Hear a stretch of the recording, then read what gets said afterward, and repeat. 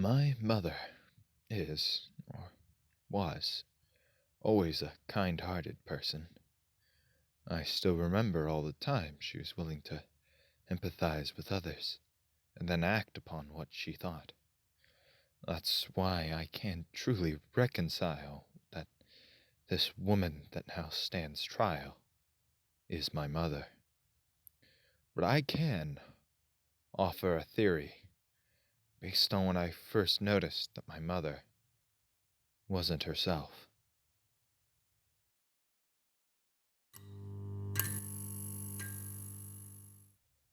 The night was deceptively peaceful and had a comforting warmth on the breeze. I never would have guessed that it would be the start of something so twisted. As it was such a nice night, we left a few windows open, though evidently it must have suddenly started raining as I woke up hearing footsteps and the sound of a storm out of my window. When I got up to close it, I heard a loud noise from the living room. Thoughts flew through my head. Fear filled my body, but my feet moved faster than I could think, and I found myself running, no, sprinting to the source. When I got there, I found nothing, at least at first glance. I started to stumble around. With the panic fading, I realized just how dark it was. As I walked, I realized the floor was damp. Not just near the windows, but in the center of the rather large living room. Once my eyes adjusted, I saw a trail of red blood. The panic began to set back in. I began to follow this trail, and I was led to the back door. I froze.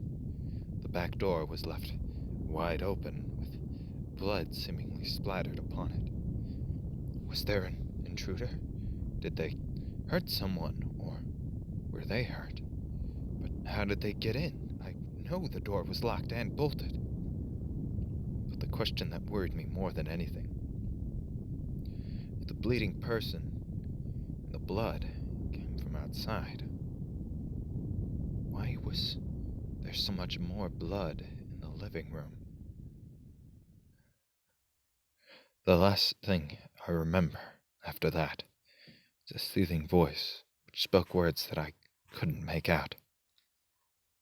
I woke up in my room.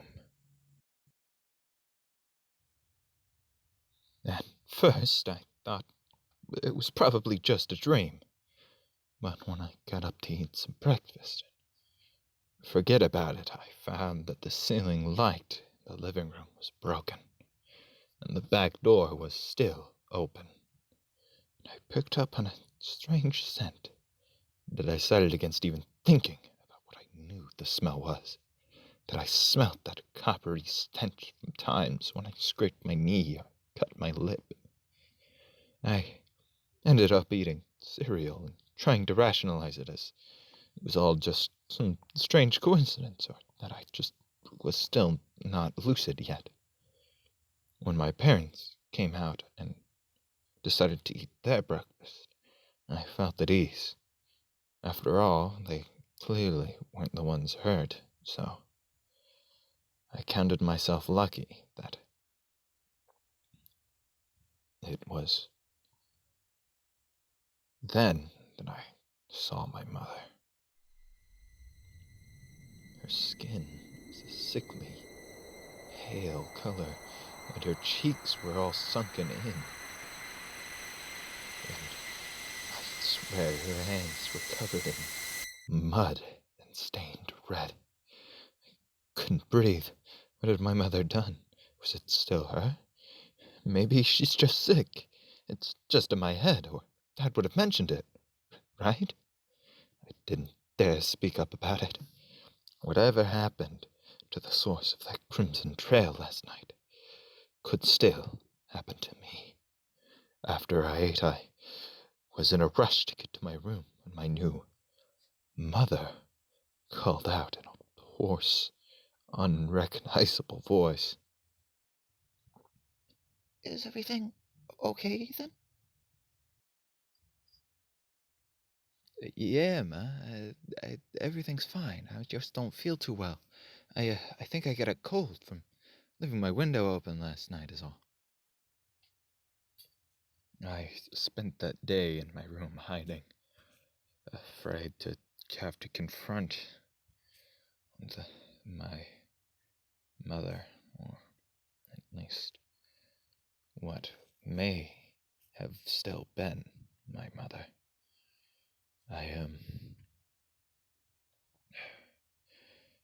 I got lucky, however, as after that things began to seemingly calm down, and I almost forgot about that night and the morning after.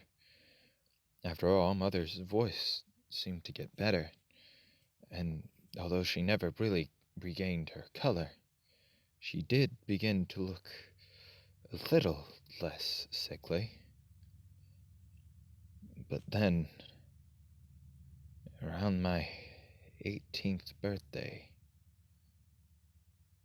something terrible happened.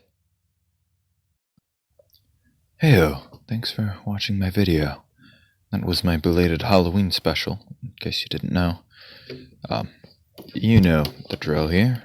Feel free to subscribe, check out the friend of the week, or that video floating there on screen. Well, I suppose that this is our end of the video, and the last time I might be speaking to you for a while, all considering. So, from the bottom of my seemingly existent heart, sweet nightmares, and don't die.